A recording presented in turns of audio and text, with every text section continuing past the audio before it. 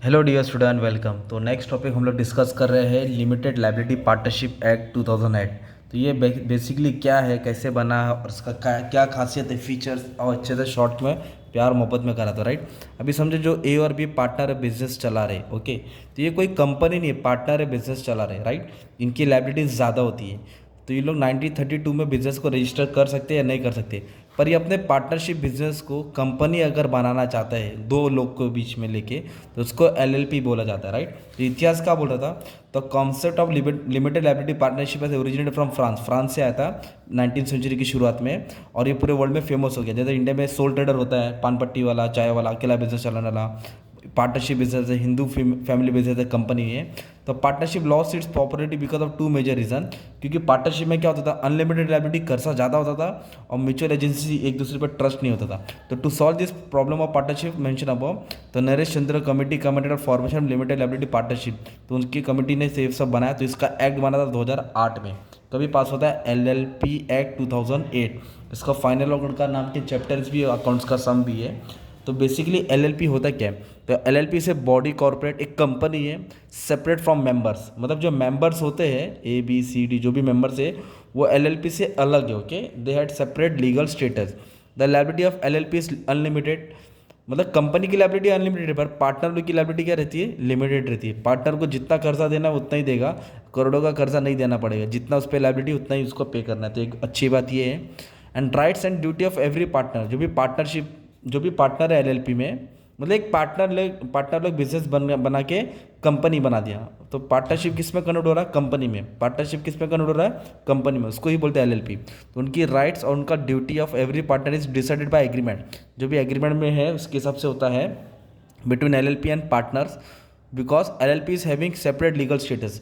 LLP को partnership से separate legal status है। लीगल स्टेटस का मतलब होता है, पार्ट देखो, जैसे कंपनी की शेयर होल्डर अलग होती है, कंपनी अलग होती है। कंपनी उधर ही रहेगी, शेयर होल्डर्स आते जाते रहते हैं। जैसे प्लेटफॉर्म है और ट्रेन सवारी, तो सवारी बदलते रहते हैं ना। प्लेटफॉर्म तो ट्रेन उधर उधर ही रहेगा।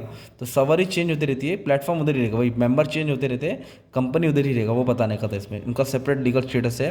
LLP must have two partners. कितने मिनिमम पार्टनर होते हैं? टू। और टू और more person as designated partner.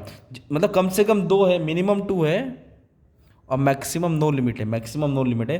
पर इसमें तो जो दो पार्टनर वो डेजिग्नेटेड पार्टनर रहेंगे, स्पेशल पार्टनर बोल सकते हैं, जैसे बोर्ड ऑफ डायरेक्टर होता है। At least one partner must be resident India. एक पार्टनर किधर का होना चाहिए? इंडियन रेसिडेंट होना चाहिए। बाहर का होएगा एक चलेगा, पर एक इंडिया का होना जरूर होना चाहिए।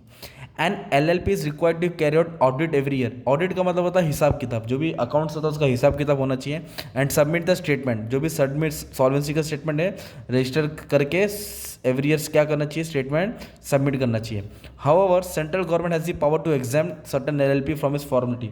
सिर्फ ऑडिट करना नहीं करना, अकाउंट्स देखना नहीं देखना, ये पावर सेंट्रल गवर्नमेंट के पास, और कोई भी पावर अथॉरिटी नहीं रखता है।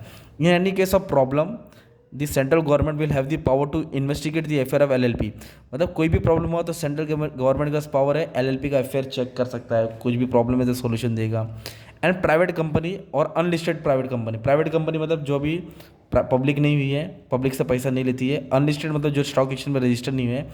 Any firm can be converted into LLP. वो अपने पार्टनरशिप, वो अपने कंपनी को एलएलपी में भी कन्वर्ट कर सकते हैं।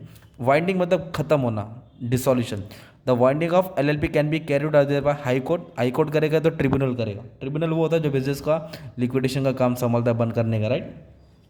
और limited partnership act is applicable limited liability partnership, and therefore Indian Partnership Act 1932 does not become applicable to any LLP partnership। मतलब एलएलपी का खुद का एक एक्ट बनाया उन लोग ने 2008। उन लोग उसके रूल्स एंड रेगुलेशन फॉलो करेंगे, 1932 का रूल्स एंड रेगुलेशन फॉलो नहीं करेंगे। तो ये एलएलपी की क्या हो गया? खासियत हो गया, फीचर्स हो गया।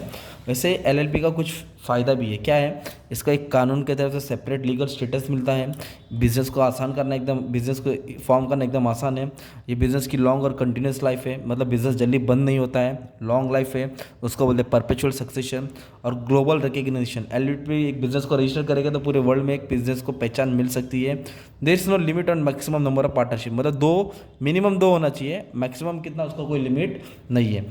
Action of one partner doesn't make the other partner under the concept LLP। In other word mutual agency ये सब सीन नहीं है इधर, कोई भी पार्टनर कुछ भी करे वही जिम्मेदार है। LLP को फॉर्म करने के लिए ज़्यादा पैसा भी नहीं लगता है, बहुत कम कॉस्ट कर सकते हैं, मतलब तुम और मैं भी पार्टनरशिप फॉर्म कंपनी स्टार्ट कर सकती है। और LLP की बुराई यही है कि पब्लिक से पैसा नहीं उठा सकता। पार्टनर में not be liable for act of any other partner, एक पार्टनर ने गलत किया तो दूसरा पार्टनर उसके ऊपर जिम्मेदारी नहीं आएगी। और इसमें ओनरशिप और मैनेजर अलग नहीं है, एक ही होता है, जो पार्टनर है वही ओनर है, मतलब और वही संभालने वाला है। तो ये हमने क्या पढ़ा है, LLP के फीचर्स भी पढ़ लिए अच्छे से, एडवांटेजेस भी पढ़ लिए और मीनिंग भी पढ़ लिया कैसे इंट्रोड्यूस हो गया था, राइट। और बाकी का भी चैप्टर्स तुमको मिल जाएगा इसके हिसाब से। Thank you very much my dear students and all the best for exam.